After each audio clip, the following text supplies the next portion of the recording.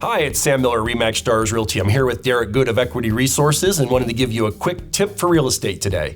Derek, there's a lot of buyers that want to buy a home with a significant other. They're not married. Can they buy the home jointly even if they're not married? Yes, anybody can buy a home together. That's never a problem. So they're both living in the home. They're just going to qualify as joint borrowers. Is there any exception to that rule?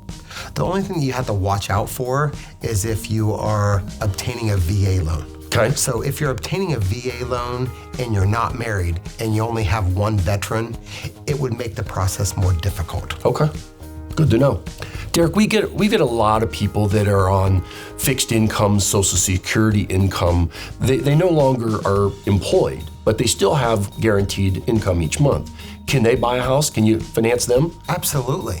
So whatever gross monthly income they have coming in, that will continue, they can use to qualify. So they could be fully retired, they got their retirement income coming in, could be a pension, could be Social Security.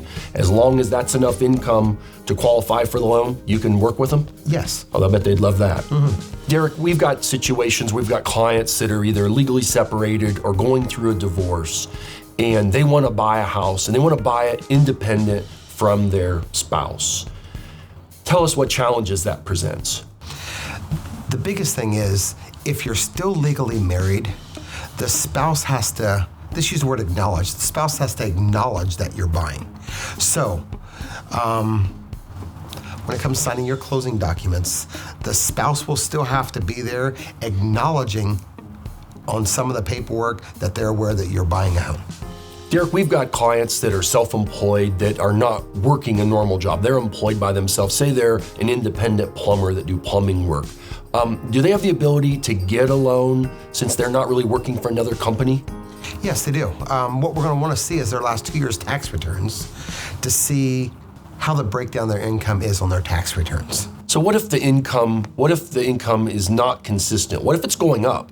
What if 1 year they earned X and then the next year they made $20,000 more than that and they're increasing? Does that help? That helps a lot. That's actually the good way to go.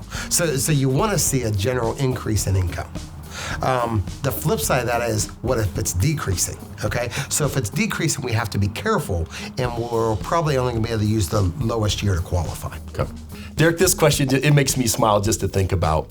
I get clients that are 70, maybe 80 years old all the time. They wanna buy a house, and they don't think they can get a 30-year loan. What do you have to say to them? Oh, they can absolutely get a 30-year loan. In fact, it may be the best for their situation. Everybody's situation's different. So what if they need to obtain a first floor home, first floor bath, first floor master, but they want to own instead of renting, so they can still get some tax benefits? Sure. Yes, they can do a 30-year loan as long as they qualify. As long as they qualify for credit and they qualify debt ratio, no problem at all doing a 30-year loan. Yeah, and you see, I think people believe if they're 70 years old that the odds are they're not gonna live to 100 and never pay the house off. But as far as doing the loan, that's not a concern of yours, is it? Not a concern at all. That's awesome.